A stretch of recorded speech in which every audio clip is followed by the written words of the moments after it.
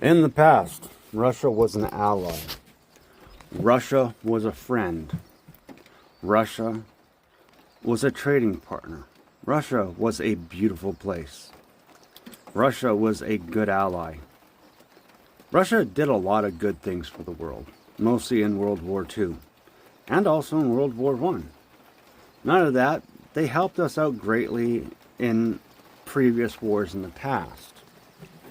Why Russia is now the bad guy and why I no longer hold Putin in any respect. Like, I have no respect for Putin. He was a great man, a great leader. Then there was great potential for a beautiful nation, but instead of going through the right channels and doing things properly, when he felt wronged by the collapse of the deal and contract with Ukraine for the lease of Crimea, and also for the possible terrorist threats and that towards his nation, instead of going to the UN, the US, and the world and saying, hey, look, I want you to do an international investigation. I think I'm being wronged. I think I'm under attack. Help me. Instead of going through the right channels with the international courts and all the leaders saying, hey, look, something's up here, man. Something's up here. He immediately responded with military action and war. At that point in time, he lost all credibility with me. Yes, there are some wrong things done, but all these things that were done were propagated, paid for, and instigated by the U.S. government.